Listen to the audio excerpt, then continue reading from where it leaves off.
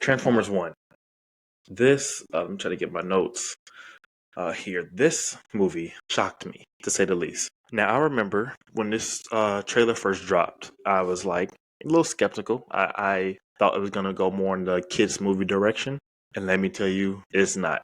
I mean, it's definitely, kids can watch it, but it's not geared toward kids. It's not childish or cheesy like I thought it was going to do. But let me explain. So, again, spoiler-free review. Off top, now I only saw this movie once, but I'm going to have to give this movie a 9 out of 10. I'm going to have to give this movie a 9 out of 10.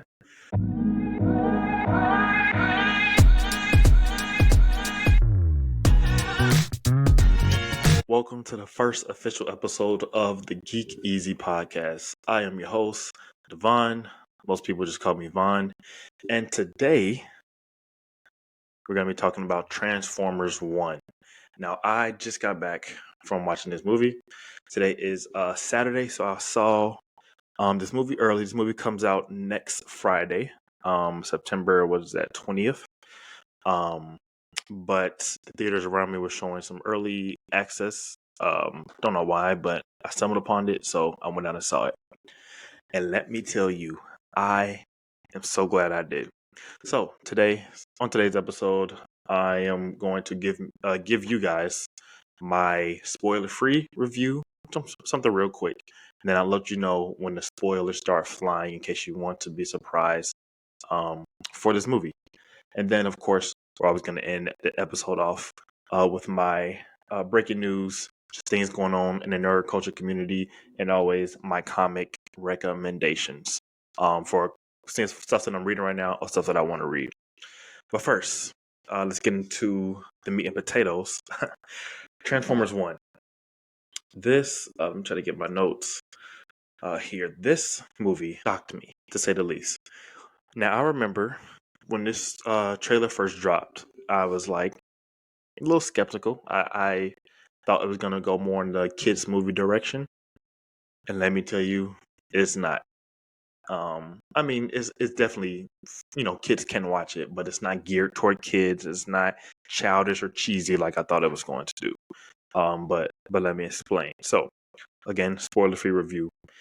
Off top, now I only saw this movie once, but I'm going to have to give this movie a 9 out of 10. I'm going to have to give this movie a 9 out of 10. For many reasons. This movie has a great story. I am not 100% like in knowledgeable on the Transformers lore. I mean, I grew up watching the Michael Bay movies. I grew up playing all the games on my Xbox, Cybertron, Fall for Cybertron, War for Cybertron, all those things, cartoons, all of that. So I know about Transformers, but I wouldn't say I'm like a diehard from Transformers. Although I do love it. So this movie is an origin story, of course. Transformers 1. It's kind of in the title. It's kind of given to you, but the way that they did this origin story, I thought was really great, really unique. Great story. It has great pacing. The movie was only about an hour and some change, maybe an hour 30. Let's see, the showing was at 5 o'clock. And then since it was early access, they didn't do many trailers. So once the movie started, I checked my phone, it was 5:12. And then when the movie ended, it was like 6:48, 6:49 when I had checked my phone again. So it's very quick, but they jam-packed a lot in this movie. And it doesn't feel rushed. The pacing is great, like I said. The story, the way that they told the story. Now, if you don't know, this isn't a spoiler, but if you don't know Transformers, Michael Bay films, it's always, even the cartoons, the games, it's always Autobots versus Decepticons. Optimus Prime, leader of the Autobots, Megatron, leader of the Decepticons, and then they're always at war with one another. That's no surprise. But this movie is before all of that. There are no Autobots or Decepticons yet in this movie. So it really made me curious on what they were going to do with it, and without spoiling anything, I just thought they wrote it really well. They also set up a lot, what I would assume would be future movies. or I guess I can't say set up, but they leave you with questions, which of course, to answer these questions will have to come in more movies, but I guess we'll see if they do more movies. And I forgot to mention, I got red on my light in the background for Optimus Prime, purple over here in the corner for Megatron Decepticons. That's what I'm going with on today's video. Totally forgot to mention that. But I got something in my eye, man. But so where was I at? Yeah, so you have a lot of questions about certain characters. Um, so of course it makes you wonder if they're gonna make more movies, and I just hope they do. Again, just because it was so good. Um, the scores have been really high. I think it'll make a lot of money, and of course, if you make a lot of money, you're gonna make sequels. You don't even have to be a great movie. I mean, there's plenty of franchises that has multiple sequels, and just because they make a certain amount, they're able to make more. They're just gonna keep doing it. So I do think they will make more. But we'll just see kind of what happens. I'm going from there. And then last thing on my spoiler-free review is the characters. Chris Hemsworth plays Optimus Prime. I thought he did a phenomenal job. Scarlett Johansson, I thought she did a phenomenal job. Let's see. My favorite character, though, was Megatron. Can't really get into why without spoiling, so I'll save that for later. But just know my favorite character in this movie was Megatron. But yeah, so those are just kind of like my quick thoughts. Again, like I literally saw the movie, got home, had some dinner, and I'm sitting down recording this. So this is still really fresh. And I'm still riding that high. But yeah, so Transformers 1, check it out. If you're on the fence, I would highly suggest you check it out. If you're already going to check it out, I really think you're going to enjoy it. But yeah, so I will get into spoilers now. So spoiler warning, I'll put it up on the screen somewhere. So if you want to catch the rest of this video, I will put the time here on the bottom. On the bottom right, I'll put it for you to skip to, so you don't get spoiled for this movie, Transformers 1. Before I get into that though, if you want to leave a like on this video, subscribe to the channel. I'm making my way up to 100 subscribers, so I would very, very appreciate it. As soon as I hit 100, I will do something special here for the channel, for the podcast. I missed my 51; it kind of snuck up on me, but for every 50, we'll see how long I can do it. But definitely, when I hit 100, I want to do something. So leave a like on this video. If you are excited for this movie, leave something in the comments. If you already seen this movie, leave something in the comments as well. But yeah, if you want to catch the rest of this video, I'll give you a second to skip to this timestamp below. All right, so now if you're still here, then you either saw this movie already or you don't care about spoilers. I don't know. So man, where do I even want to start? So this movie is an origin story, right? It starts with not starts, but this is the origin story of before Optimus Prime and Megatron became Optimus Prime and Megatron, which I thought was perfect, a perfect way to do, because we've always seen the Optimus Prime is already leading the Autobots, and Megatron is already leading the Decepticons. They're already at war with one another. They're already fighting, and it's just kind of going on from there. But we never really got the chance to see how or why or what even caused them to be good. They always said, oh, they were brothers before, they were friends before, and then they had a falling out. Now they had a everlasting war. But we never got to see that. And this movie showed that. It did that. And I thought they did it beautifully. So again, starting from the beginning, this movie is with Optimus and Megatron being the below of the below of the below of Transformers. You have this hierarchy of the government Transformers, then you have just the regular, I guess, Joe Schmo Transformers, and then you have what's called miners, which is the very bottom, and they're Transformers, but they cannot transform into vehicles because they don't have the spark inside of them. But so Megatron and Bumblebee and Megatron and Optimus Prime are all part of the miners, so they can't transform. They're the below of the below. Nobody really rocks with them besides the other miners. They have hints at jazz. So in the beginning of the movie, there's like they were mining, and the mine started to collapse, and that person who got hurt and lost his leg, the Optimus Prime saved. That was jazz. I saw RC down there as well, which is Pink. She's a motorcycle in the animated um cartoons, at least growing up. Was she in the movies? I don't think RC was ever in the movies, but or maybe she was in Rise of the Beast. I can't remember now if that was actually RC or not. But she's one of the female Transformers. She's a motorcycle. I heard Ratchet. Now I heard the name Ratchet, and it was in the medical, um, like hospital, when Megatron and Optimus Prime got hurt after they joined the race. But I don't know if that's the actual Ratchet or what. But because if it is, Ratchet wasn't technically part of the miners group. Like he was in the hospital, so maybe he could, maybe he couldn't. They didn't really. They just said the name, so I would assume that was Ratchet. Who else did I see down there? I think that was all in terms of like the prominent Transformers that you may know, or may not have known. But they were all in either the animated series that I watched growing up or the Michael Bay films. One of them, at least. Um, so that's where they're from. But they the sorry, it was a bug. Um, but so the premise of the movie is, for lack of a better term, you start from the bottom and now you're here, because that's literally what the journey they went on. Um, so the Allspark, it has gone missing, and Sentinel Prime is out looking for it.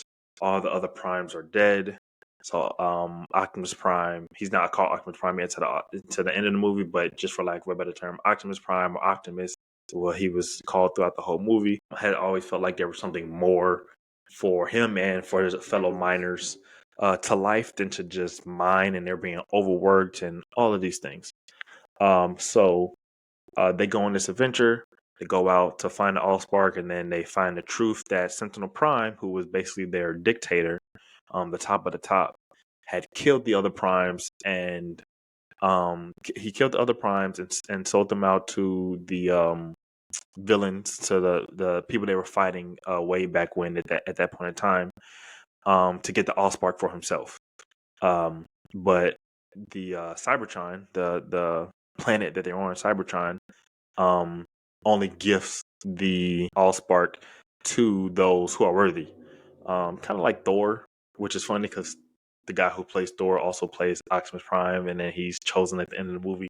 Funny how that works, right? But what was I about to say? So, um, he's forced to use these people, the low Transformers, the miners, to get the to mine Energon to give to the man. I'm now drawing a blank on the people's names, but gives to the villains that killed all the primes.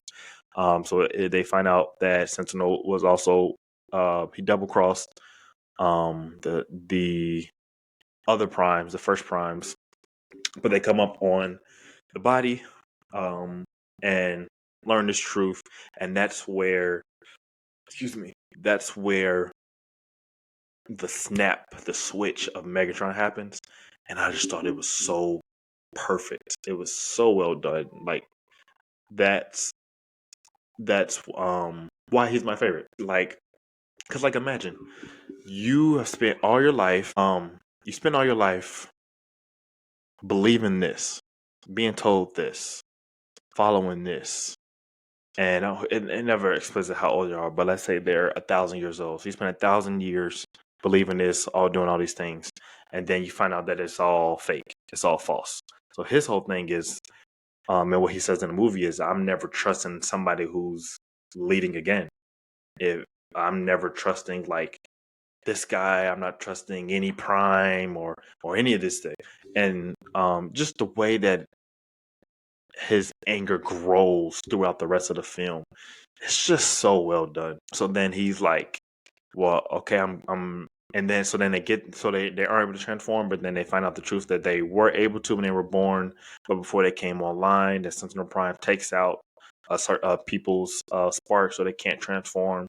and all these things. So he's like, wow, so this dude is just, not only did he take my spark, he forced me to be a miner, and he's still lying to us. And this is my life, and my life is terrible, and I don't like it. So that's what drives Optimus and Megatron apart, because they both have the same exact life, right? Same feelings. They find out the truth at the same time. But for Optimus, it's like, wow, I need to go save the people, save the miners, save the people of the city. Megatron is like, wow, I need to kill this dude, and I need to be in power. And it's just like, it's just so funny because it's like, think about real world, right? We can consume a certain piece of information and can be interpreted and taken two totally not even two, multiple different ways. So that realism, I was like, man, that's really well done. In this city, or not in the city, but on their way back to the city, they come up on like Starscream, who was part of the city. At this point, there's no Autobots or Decepticons. They're just all Transformers. So they are like the leader of this resistance group, or Starscream is the leader of this resistance group. Um, and Soundwave and Shockwave are like the next two in line, and they have a bunch of other people. And of course, they side with Megatron because they're like, same, like, I'm not trusting the Prime again. And then Megatron gets all this power, so of course they follow on the Megatron. And I was about to say, so yeah, they find their way back to the city. They fight Sentinel Prime. And then so then they win. They tell the city the truth, right? So Optimus is like, cool, we won, but Megatron is still like, no, I need to kill Sentinel Prime. So then he's on the way to killing Prime, Sentinel Prime, and then Optimus steps in like, hey, bro, hey, the truth is out. Like, we don't need to keep doing this. But Megatron is so far gone that he's just like, no, get out my way. I told you I'm killing him. I have all this power now. I'm going to kill him. So then they start fighting, just real quick, and then Megatron is he's just gone. He's out of it. So then he pulls out his cannon to shoot Sentinel. And Optimus jumps in front, and it blasts his chest and kills Optimus Prime essentially. So yeah, Megatron ends up killing Optimus, and then he falls down to the core of Cybertron, and the spirits of the Primes come up, they rise, and they gift Optimus Prime with the Allsparks. So again, the Allspark is, you have to be chosen to not wield, but to grasp the Allspark. So they chose Optimus because of the way he's fighting for the city. He's proven that he's has the mindset and the leadership of a Prime. So that Allspark resurrects him, and he comes back all juiced up, all beefed up. He just looks, and just the fighting style is insane. But during that time, Megatron does end up killing Sentinel Prime in front of everybody. So everybody who was against him are now like cheering for him, and now it's like, cool, this is our leader now. Like, look at, he's powerful. He says he's gonna do something. He's gonna do it. Follow him. And then of course everybody else is just like, I don't know about this. So of course that's where the divide comes from Autobots and Decepticons. But so then Megatron takes out the Allspark from Sentinel Prime with his juiced up with the again, I can't think of the villains that killed the Primes, but that's juiced up with like whatever core they grasp, like this dark dark energy. And he gets beefed up at the same time, Optimus, and then Optimus comes back. And then they're both beefed up, and it's like, that fighting scene was so sick. It was insane. Like, it does no justice that I've only been able to see it once. I definitely want to be able to. I will be seeing it again for sure. But yeah, their fighting style was just so sick. So they fight. Optimus wins, of course. And he tells them like, "Hey, bro, you're banished. You're not. You can't be here. Like, if you're gonna act like this, you can't be here." So then Megatron leaves, and all his followers leave with him, and that's what creates the Autobots and the Decepticons. Because then now that the Energon is back from the core, or the Allspark is back, and all the energon can flow freely in the city. Now even the miners get their allsparks back to transform. So now they're not just the little miners. They can't do anything, and then the top dogs, now they're all on the same playing field. And you have Autobots. Megatron leaves, all Starscream, Soundwave, Shockwave, all the people that follow them, he leaves with them, and they start the Decepticons. And that's where the movie ends. So, like I said, it makes me excited. It gets me excited for the rest of these movies. It reminds me of Ninja Turtle Mutant Mayhem that recently came out. Well, not recently. What was this? A year ago? Did it come out last year? Maybe 2 years ago. I think it was last year, like last August or something. But yeah, these animated films, like they're like rebooting and retelling stories, and they're just doing good. I like that one. I like this movie. It's really, really, really well done. So yeah, I'm excited for the future of Transformers 1. Again, I have to give this movie a 9 out of 10. Highly recommend you seeing it if you haven't, if you haven't and didn't care about spoilers and you're still here. Highly recommend you seeing it because my blab about it does not really do it all the justice that it is. But they do change for the better. The or I can't even say change. They just show for the better kind of the origin of Transformers and what we know it to be. One thing I forgot to mention was Bumblebee. Bumblebee is known to not be able to talk because he lost his voice during the battle of Cybertron. In this movie, Bumblebee talks. He steals the show. It is Keegan Michael Key plays Bumblebee, and y'all know he's goofy, hilarious, and he does exactly that as Bumblebee. He's a talker. He doesn't stop talking. There's a bit that when they got captured by Starscream people, they were all knocked out and unconscious.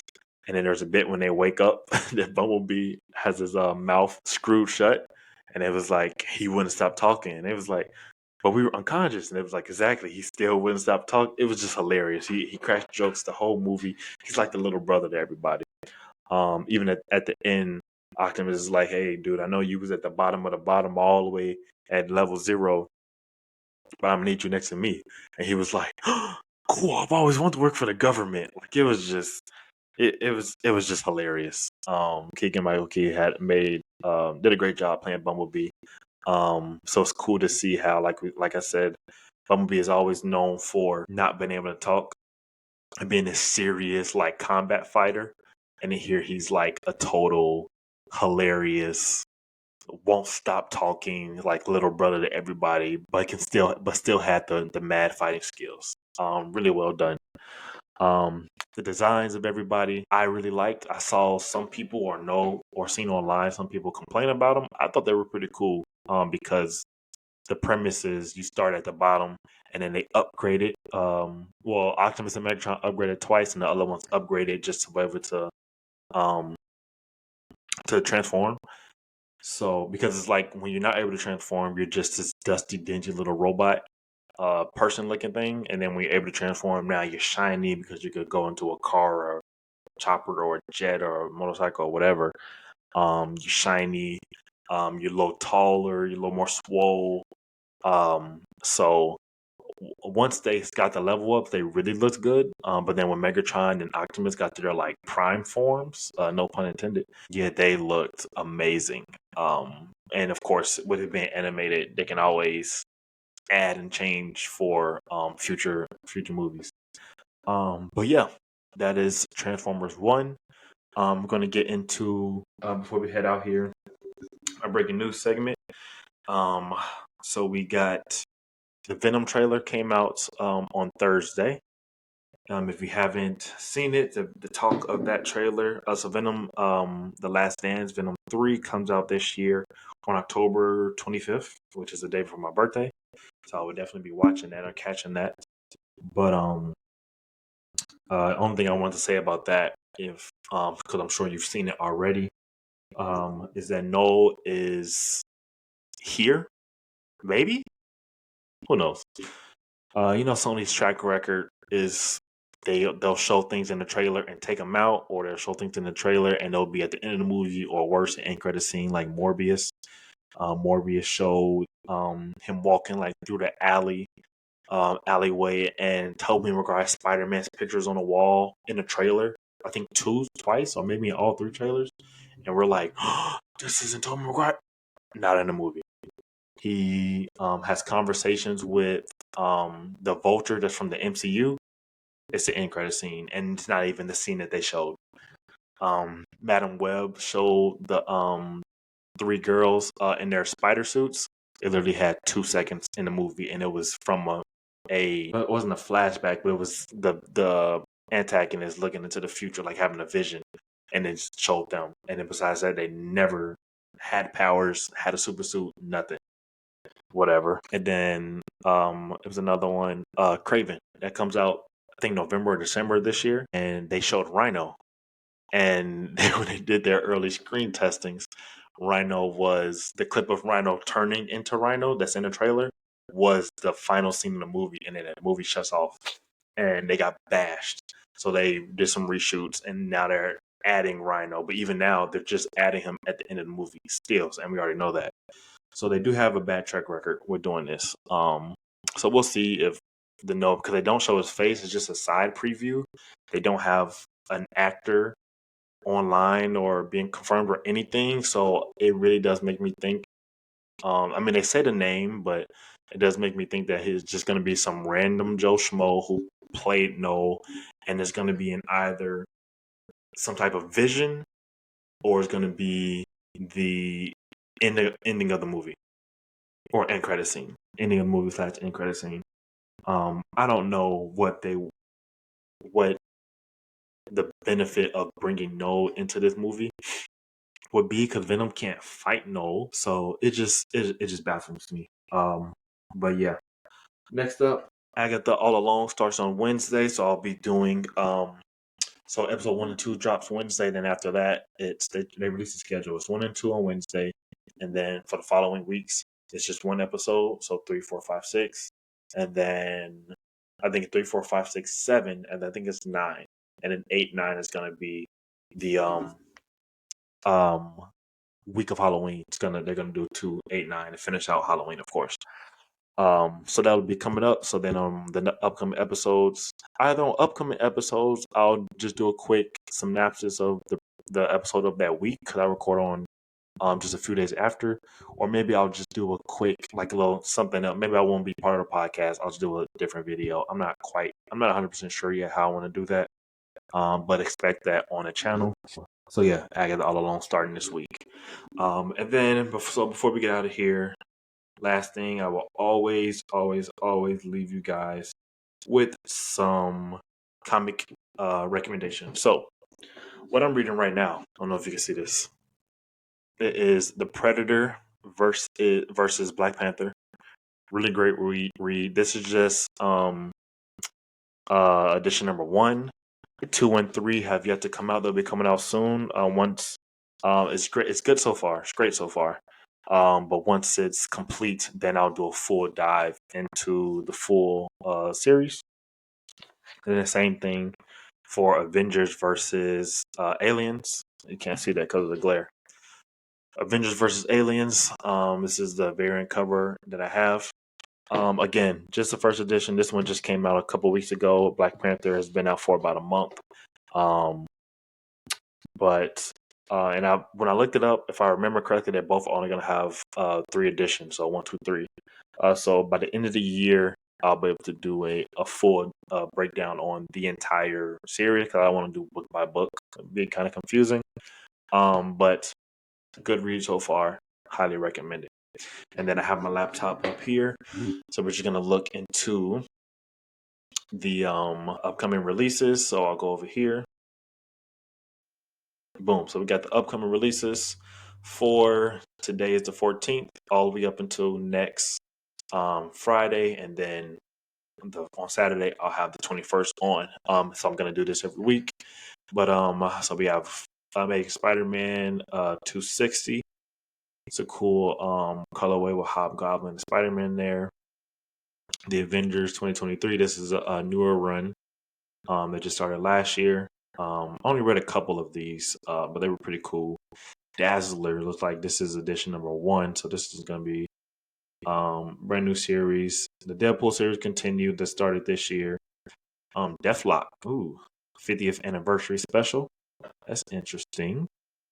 And I guess I should say, since this is the first time I'm doing this is just me letting you guys know. I'm not necessarily recommending these. The two that I have read recommended.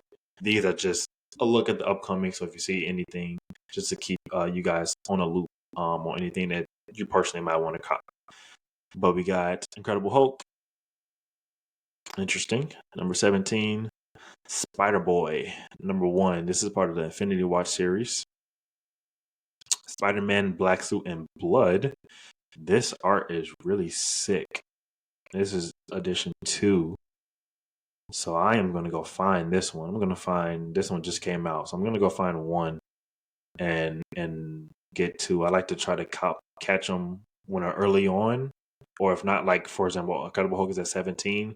I'd rather just wait till this is done and then go and read them all through.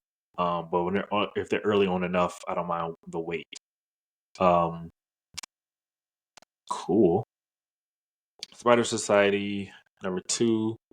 Spirit of Vengeance, Ghost Rider. He's one of my favorite heroes. This one just came out this week, and this is a number 1. I might have to go find this one somewhere. I might have to go to my comic book store. Did I go here? Yeah, that's sick. Spirit of Vengeance. Star Wars, Darth Vader. It started in 2020. It's number 50. Okay, that came out. Not a huge Star Wars fan, but it is what it is. Ultimate X-Men. I love this type of art. This Peach Momoka art. Sick. If you're a Marvel Snap player, you know what I mean. Peach Momoka. Sick. Ultimate X-Men. Venom War, Deadpool, number 1. Venom War, Lethal Protectors, number 1. And then Venom War, Venomous, number 2. So as you see, Venom War is popular right now. You got 2 new ones and then Venomous. I know my brother has, I think, the first one to this.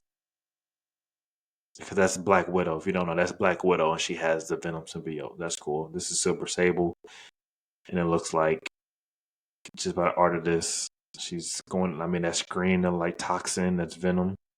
So is she going against the symbiotes? Who knows?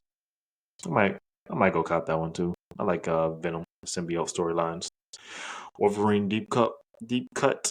Just started. This is number 3. We got X Factor number 2. And then X-Men number 4. Interesting. So yeah, so these are all the ones that are coming out this week if you want to go cop.